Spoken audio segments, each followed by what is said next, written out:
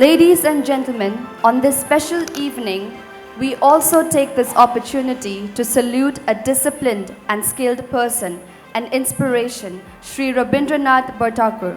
His diligence towards environmental stewardship made him a legend in the eyes of many.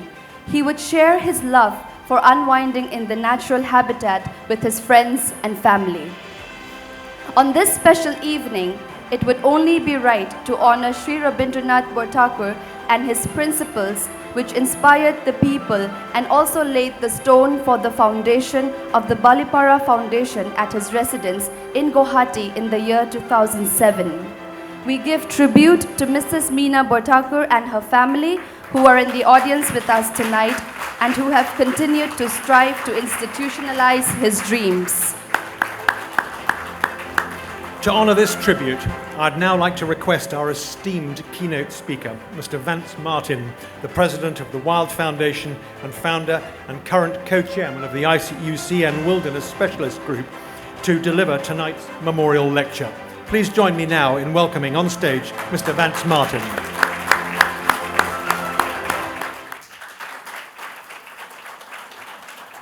It's very lovely to be so honored to not only be here in front of you, but to give this very special recognition to a special man. Ranjit, thank you for the opportunity to do this. We have a tradition in South Africa. I've spent a great deal of my professional life there. That's where our organization started. I gave the story this morning. I won't repeat it. We were born out of a lot of struggle during the era of apartheid. The world's now moved on from that. Revolution is possible and important.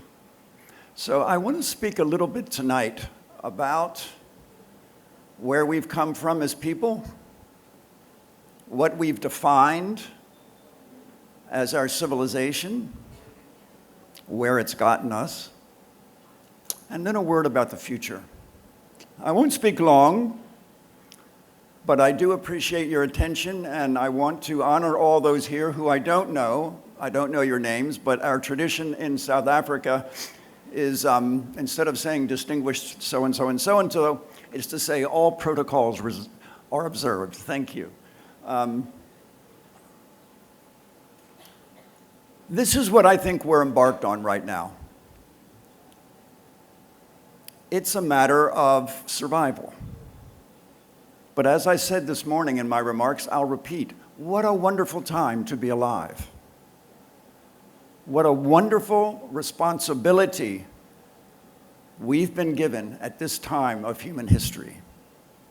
Just as the esteemed gentleman whom we honor this evening with this lecture, all of us have the same opportunity to create a new world, just as he helped to bring a new organization and a new movement in this part of the world to life. There's nothing wrong with revolution. Revolution brings us to a point where we know we have no choice. That's also why I think we have such a wonderful opportunity. I was speaking to my dear friend Bittu a couple of days ago, no, it was this morning actually, and he said something that I'd never thought of. And he said the difference in the children today and when we were growing up is that we had a little bit of time. We could stretch it out. It wasn't quite as urgent. Even myself as a young environmentalist, it didn't seem so urgent, it just seemed important. Well, now it's not only important, but it's urgent. So a little walk through a few slides here. I want to talk about civilization. This is what Western civilization started on. I think most of you know the story of Romulus and Remus, how they suckled at the teat of the mother wolf. This is a myth that we were based on, and it is a story that we need to rediscover. You know, it applies just as much to the East as it does to the West, because the East has adopted the Western model of progress. So this is really a world story. It's not East and West. It's a story of a myth that we were based on, a story that we need to rediscover, and this word called progress. This is my friend, whoop, gone. Where did you go, Ed? Nope, wrong one. Let's go back. Here we go. Ed Begley Jr., very good friend of mine. He's a Hollywood actor. We were talking once and about progress and about destroying nature. And he said this to me, and I said, stop, I need to write this down. Because it's true. And what does this quote show us? What does it tell us? It tells me that we're out of relationship. And relationship is the only way that we're going to get our revolution on track and get it moving forward, so that we rediscover that story of getting our nourishment from the very teat of Mother Nature. Here's what my country is based on. This is a very famous painting called Progress, 1872. There she is, the angel of progress, going from east to west, which is what happened in my country, chasing the savages away, and what comes behind it? Smoky trains, wires. This is progress. This was what happened when we went from getting our nourishment from Mother Nature, from the wild wolf, to today. It's time to have a revolution. The time is now. So here we are. I think many of you have seen this picture. This is a very, this is where we are. And this was a few years ago. And friends, this is not where we're going. This is yesterday. There's going to be a lot more light out there. The Intergovernmental Panel on Climate Change issued this a few years ago when they first started. You can read it yourself, but I'm going to say while you're reading something I also mentioned this morning. The news in the last 6 months has been on climate change and biodiversity accelerating at a rate that even the most dire predictions some years ago did not anticipate. What does that give us? It gives us a wonderful opportunity and a responsibility. So we have lots to do. Dr. Reed Noss, one of the great scientists, very good friend of mine, really helped us start this Nature Needs Half movement, where good science shows us that size matters. Large natural ecosystems, land and sea, if they get too small, they can't support life. So that's where this vision, Nature Needs Half, comes from. And Reed Noss says it very clearly. So when we think of this, we often think of big areas of wild nature, such as this area of the eastern Himalaya is blessed with, in the most remarkable way. Let's keep it that way, okay? Because there are plans afoot for a revolution in this area, which is not the revolution I speak of tonight, because it follows a model of Western progress that we have to change. Most of our discussions in the last couple of days have been about wonderful rural models. I'm going to change that paradigm because Over half of the world lives in urban areas now, and that's going up, and it will continue to go up. In some ways, that's good for wild nature. Okay? What's happened in Europe over the last 35 years, many people have flocked to the cities. There is a rewilding going on in Europe, the likes of which humankind has never seen. Remember the wild wolf? Wild wolves are now in every country in continental Europe, breeding. Some people, some politicians, some farmers, unfortunately, don't call that progress. Well, I call that progress because, number one, it's getting us back to that story of getting our nourishment from the wild wolf. We have to learn to cohabit this planet. I just want to talk about cities for just a minute. We have a concept called wild cities. I don't call it urban wilderness. I call it urban wildness, because by definition, urban areas are not wilderness. But you can have wildness.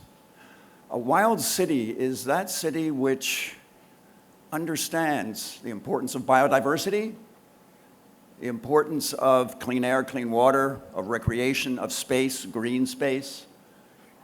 Does anybody know this city? This is Hong Kong, right? This is Kowloon. And most people, when they think of Hong Kong, this is what they think of. People stacked one on top of another. How many of you know that this is also Hong Kong? 42% protected area.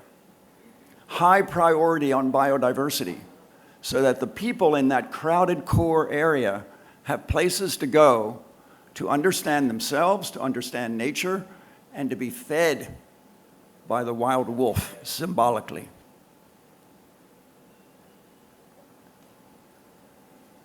The infrastructure that we've created during this couple of 100-year foray into progress needs to change.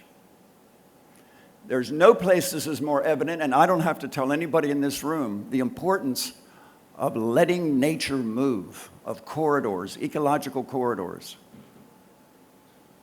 It's now happening. The revolution is happening. There's tens of millions of dollars of infrastructural revolution right here. It's happening all over the world. It's symbolic, it's biological, it's important. Wildlife needs to move. Okay? Nature is not static. The rest of our infrastructure, what I call hard infrastructure, there can be many, many changes. Urban wildness, hard infrastructure wildness, there can be a relationship. And I ask all of us to think that way, to appeal to our leadership, to invest not only in transforming our hard infrastructure, but to understand and protect and enhance the green infrastructure, which is the very basis of our lives. Jalana Nature Reserve, Jalana Leopard Reserve in Jaipur. Within the city, 40 leopards, many of them breeding. In my experience around the world, it's the only reserve, urban reserve, established for a predator and named for the predator. That's a revolution. That's India. That's what's possible. Just as what Balipara is doing is beginning to transform the definition of progress. This is one symbol of a transformation of relationship.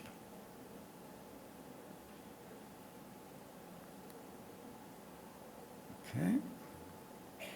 So in Jaipur, in March next year, with many partners who are in this room, Sanctuary Nature Foundation, Wildlife Conservation Trust, co-hosted by the state government of Rajasthan, we're going to be gathering a great a great gathering. It's called the World Wilderness Congress. It's occurred 10 times around the world since 1977. It is the world's longest running public international environmental forum. It gives practical results. I could list them all, but just go online, they're all there. It goes back many years. I'm actually very proud of it. But what I'm mostly proud of is the community building process that this Congress represents. It's a movement, it's a revolution, it's a community that recognizes the importance of right relationship with nature. We have our friends from Bhutan here with us this evening. There is no country on earth that is a better example of right relationship with nature than Bhutan. In fact, Bhutan has adopted the Nature Needs Half motto as one of their country's policies. I want to invite you all. March of this year, this is a public gathering. Go online, register, come. We have national leaders, global leaders, traditional communities, artists, photographers, spiritual people, people of faith. Why is that? It's because wilderness shows that in diversity is strength. And in diversity, we find solutions that we would never find on our own. So I invite you all, on behalf of Pichu Sego, my partner, Wildlife Conservation Trust, Anish, many others, the Balipara Foundation, come.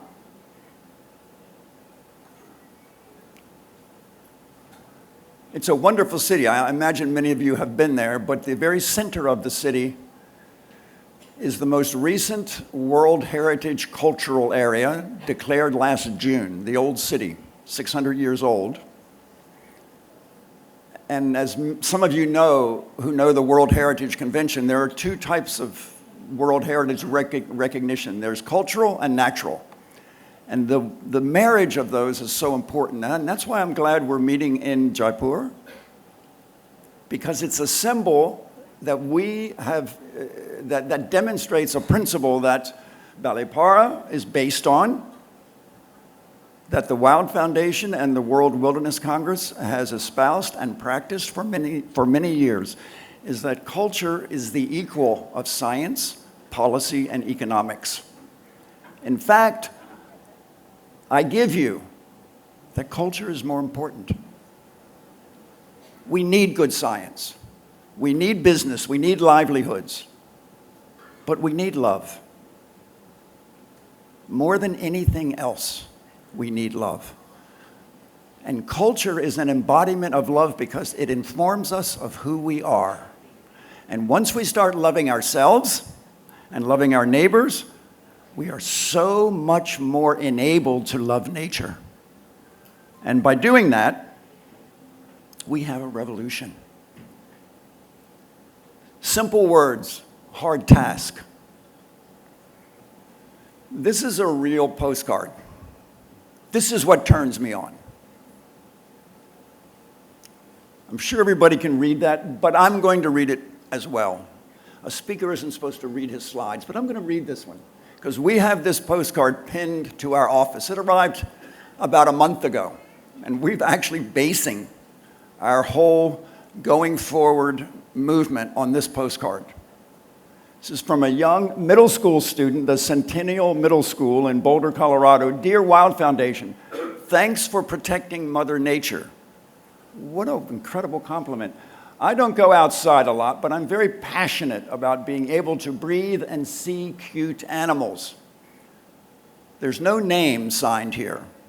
He signs off with a citizen that likes to breathe. I mean, how powerful is that, eh? I even like how he spelled breathe wrong, and he said breath. Makes it even better. So anyhow, everyone, I just want to thank you again. I want to invite you to join the survival revolution, just as Balipara is doing and just as the man whom we honor this evening did in his life. Because he knew that it is a matter of survival. It is a matter of new models. It's a matter of having right relationship with nature so that, number one, we support all life. Number two, we create livelihoods based on true sustainability. And most importantly, we learn about love. Thank you very much.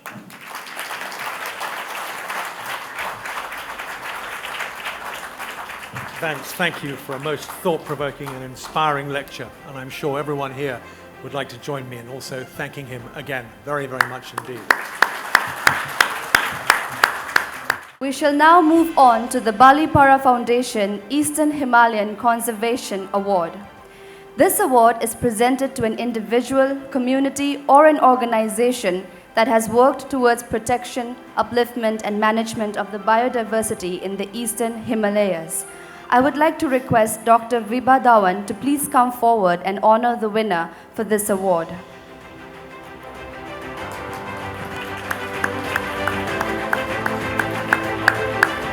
Dr. Vibha Dhawan has been with the Energy and Resources and Institute, TERI, for over 30 years. Dr. Dhawan is responsible for planning and coordination and leads the research for algal biotechnology.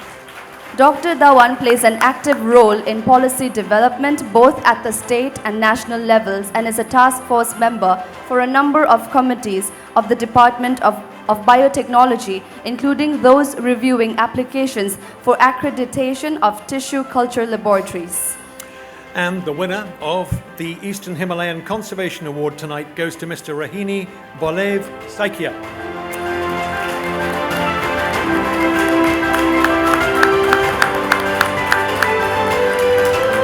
We all know rhinos play a crucial role in the ecosystem, and one success story of conservation and protection of this mega herbivore has been spearheaded by Mr. Rohini Saikia in the Kaziranga National Park. The park has seen a significant reduction in the number of instances of entries of poachers inside Kaziranga and subsequent fall in the number of rhinos falling prey to the bullets of poachers. We appreciate the leader in you in regularly organising training and capacity building activities that have made it possible for the frontline staff to be more prepared to perform their duties and to perform them in a more secure and scientific method. Ladies and gentlemen, please join me again in congratulating Mr. Rohini Saikia and welcoming him.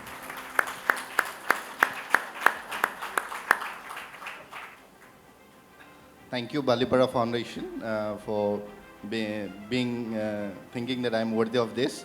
And I dedicate this award to all the frontline staffs of my department because they are the ones, because they are the ones who have been protecting the nature and the natural resources. Thank you so much.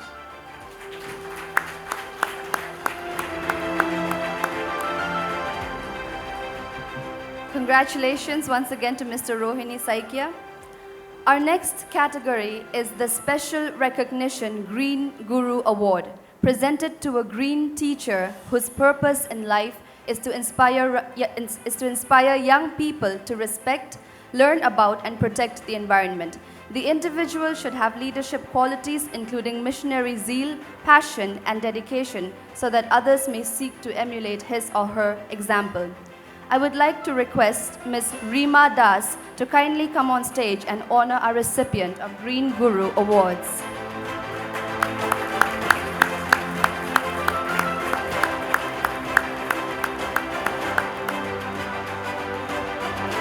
Our Green Guru Award goes to Bhutan's first ever ornithologist, Dr. Sherab. Dr. Sherab has added 30 records in the list of birds of Bhutan and has also recorded and produced 3 audio editions of the natural sounds of birds. The 3rd edition has songs of nearly 400 species, which were circulated to all the schools in Bhutan, aiming that school children learn about their birds and about their songs. We appreciate you for your extensive research work and dedication towards educating mass citizens, especially children, about ecological resilience and improving the biodiversity. Please join me in congratulating Dr. Sherab.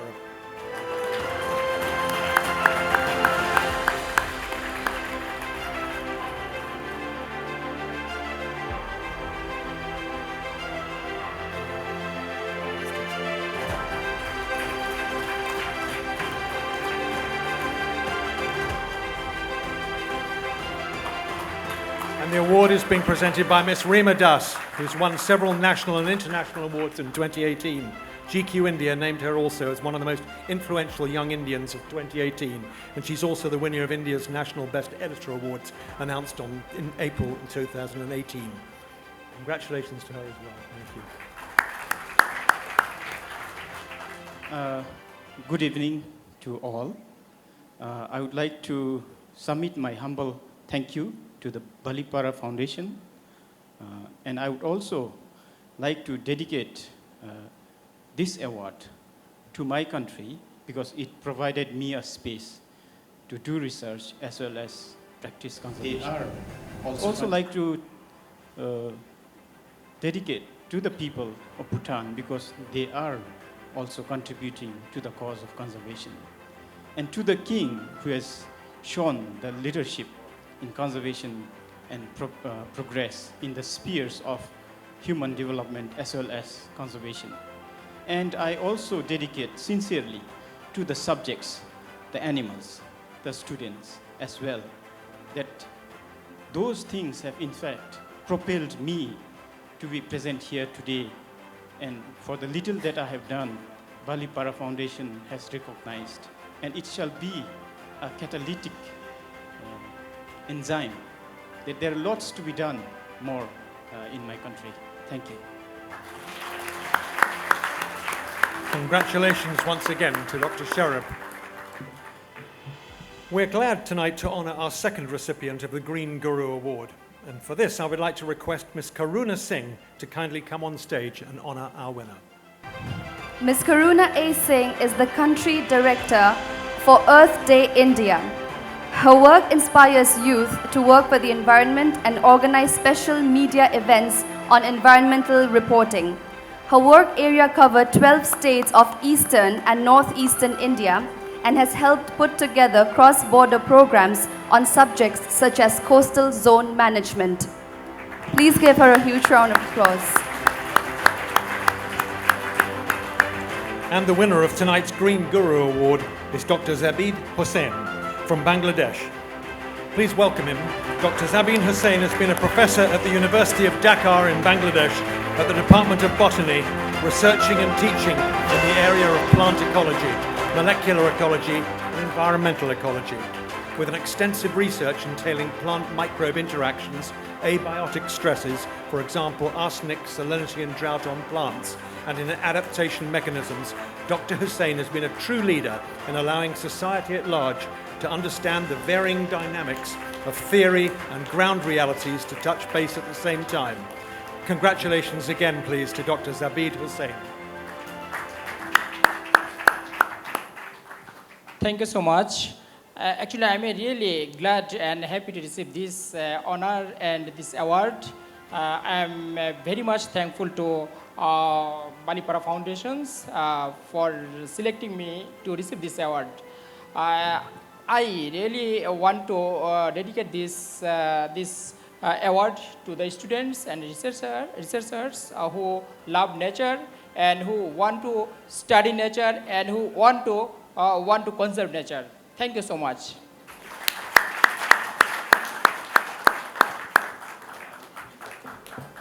Congratulations once again to Dr. Zabid Hussain. Tonight, our recipient of the Social Recognition Awards, Social Entrepreneur, goes to an individual who plays the role of a change agent in the social sector by adopting a mission to create and sustain social value by recognizing and relentlessly pursuing new opportunities to serve that mission by engaging in a process of continuous innovation, adaptation, and learning. May I request Mr. Arvind Madhavi Singh to come on stage and present the Special Recognition Award, Social Entrepreneur. Mr. Arvind Madhavi Singh is currently the Principal Chief Conservator of Forests and the Head of Forest Force, Assam. He is the former Joint Secretary of DONA, Deputy Inspector General of Forests, Ministry of Environment and Forests, New Delhi, and Professor in Indira Gandhi National Forest Academy, Dehradun.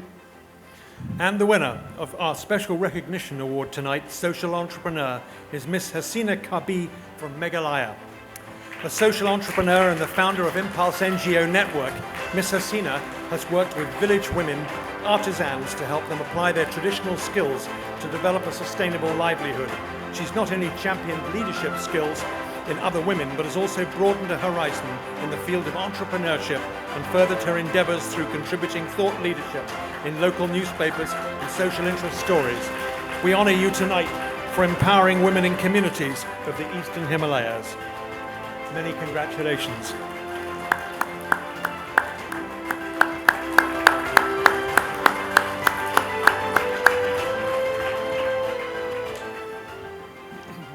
A very thank you to Balipara Foundation. I think this came in as a very surprise that I had to fly from Delhi to come down here. But I think my journey as a social entrepreneur is incomplete without the team, without my board. Some of them are here, my advisors are here, my mentors. A lot of them, I mean Dr. Neil, Mr. Krishan Verma, Pushpa Hargovan, Karuna, who just came in here, and many more. I think the role of a social entrepreneur is always to bring and gather leaders, to believe in the vision that we all can do things together. And I think that belief that has taken me far to 26 years now, in not just working in the Northeast and North Bengal, but also across the borders of Myanmar, Nepal, and Bangladesh. For me, the mission is that if you empower women to be economically sustainable, if they have the power to make choices in life, that you can end any crime that takes place in the communities. So the Impulse model today is replicated, and I'm so glad that with this award we are replicating in Japan this month, and I'm moving to Japan in the next next week. So that's the journey that the model has brought for me. Thank you so much. And Mr. Ranjit Thakur, thank you for always supporting the work that we do and also being part of the work that we have been doing. And to all the young team at Impulse and the team who are there back home who are not here with me today, thank you.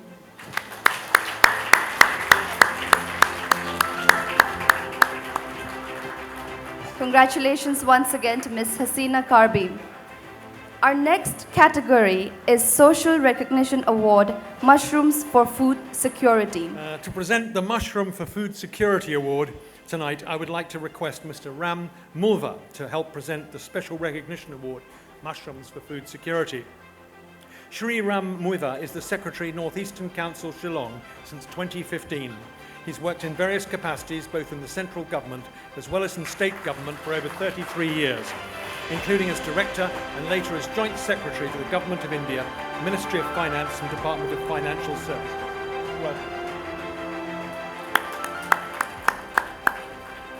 And the award for Mushrooms for Food Security goes to Kong Bilinso Siemli from Meghalaya.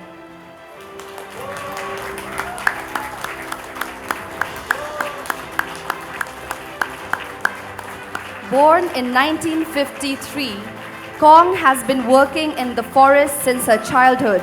She has been active in collecting wild ornamental plants from the forest and selling door to door at homes in her village in Jakram, southwest Khasi Hills.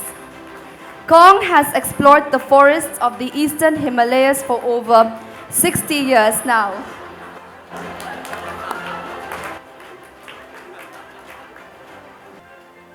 मतलब medicine तो फिर इतना बात तो हमको नहीं आता है ना हम बताता है सिर्फ खुबले बलीपरा इतना बोलने के लिए आया हम ना तब नहीं आता बात करने के लिए तो इधर तो हम पहुंचने के लिए मेरा एक तो कुटुंब बेटा इधर पहुंचाया लेकिन हम नहीं जानता ये बलीपरा क्या है ना लेकिन हमने इधर तक हम पहुंचा है वो गौतम बेटा का बस्ते उधर में हमको पहुंचाया मेरा बेटा है वो नहीं था तो इधर में किसने आया हमको नहीं मालूम है ना इसलिए तो अभी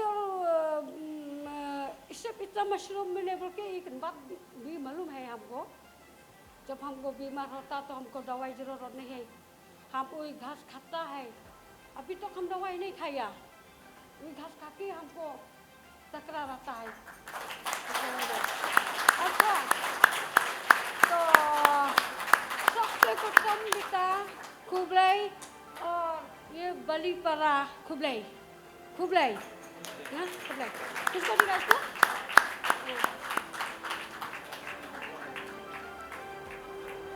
Congratulations to Kong Balinso Silmir once again.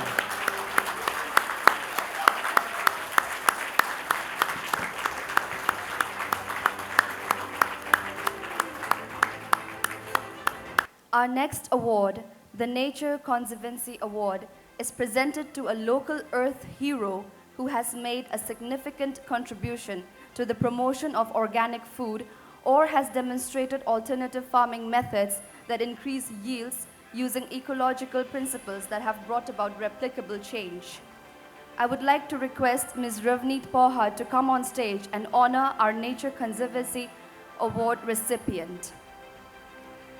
Ms. Ravneet Poha is currently the Deputy Vice President, Global and CEO of Deakin University, Australia. Ravneet was awarded the prestigious Business Leader of the Year at the India-Australia Business Council Awards in 2018. She has a Master in Education and Training and a Master in Business Administration. A gold medalist in her postgraduate studies, she has been instrumental in establishing over 20 strong industry academic collaborations, including the $10 million Project World Class Terry Deakin Nano Bio Research Facility in India. And the winner of tonight's Nature Conservancy Award goes to Mr. Moirangthem Loya Namba. Moirangthem Loya Namba is an inspiration who is responsible for the increased green cover in the Punchilok Hill in the Langol Hill Range, close to Manipur's capital city of Imphal. In a little over a decade, Punchilok has transformed a dry, barren, 300-acre hill into a verdant forest teeming with wildlife. And this has happened due to the tireless efforts of Moirangthem Loya Namba and his team that was determined to restore the ecological balance that originally existed in the region. Under his careful attention, lush green vegetation spread over the land, breathing life into it. Please join me once again in congratulating Mr. Moirangthem Lamba. Thank you so much. Ladies and gentlemen, it's a great honor for me to be here. I would like to thank Balipara Foundation for giving me this award. And this award doesn't mean that much if I cannot say something, because I have worked for the Mother Earth I haven't lived alone for 6 years, alone in the hill for Mother, just to conserve this place. And I just, it won't take very long. Just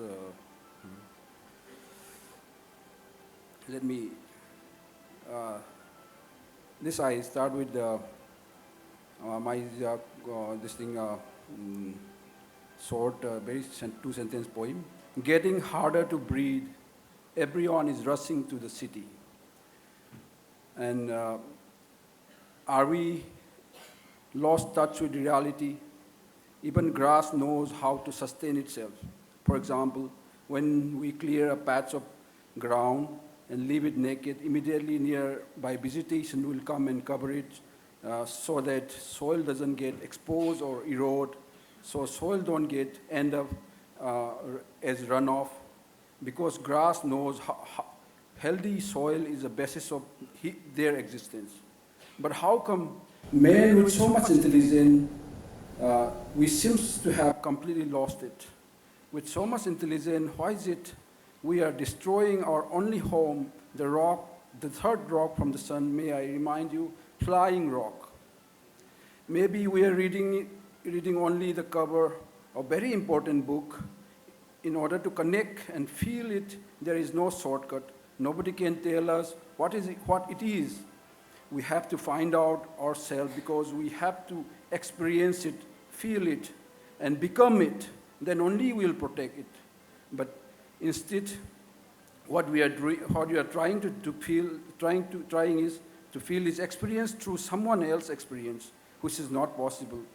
It's and everyone must have direct experience. There is no shortcut. We have to read the whole book, the book of life. That doesn't mean that it's very hard to read. It is the book of our own life. Because we all inherit the same capacity. I think we humans are meant to be guardian of this planet Earth, because planet Earth, because nature has given us the capacity to do so. Human is the only creature on this planet who can love and feel for others, other than his family or community. That is why we have true leader or saints and sages and Gautama Buddha and Jesus and Mahatmas. But once we are born as a human being, each of us have the same capacity to love and care because we have the same heart. The heart speaks the same language, that is love. I think we should elaborately plan and map out the earth and regardless of the boundaries of the countries, and plan to preserve our natural surrounding. Forests should be protected. Where there is a lot of rainfall, there's a part should be kept protected for all living creatures. The community living there should be the guardian of their forests. They should be paid. Roads should be made, hospitals should be made, schools should be made, and the infrastructure should be made for the community living there. They are the guardians. Otherwise, there's no, no other way, I think. Who will want to destroy their home? But destroying our only home, maybe because till today we are not properly taught, we have forgotten about it. Actually, we have always knew, our forefather knew it. How come we lost it? This is the question, are we manipulated by some selfish, greedy people? Or actually the world is on crisis? It's time to wake up. Sustainable forestry should be taught, and the suitable crops should be grown according to the soil type, altitude, and weather condition. We have to know, we have the know-how and the science and technology for that. Thank you very much. Once again, Balipara Foundation, giving me this opportunity to say something on behalf of WAPS and on behalf of the volunteer who had contributed in preserving that forest. I thank you all. Thank you very much. Thank you, Mr. Loya Nagamba, once again.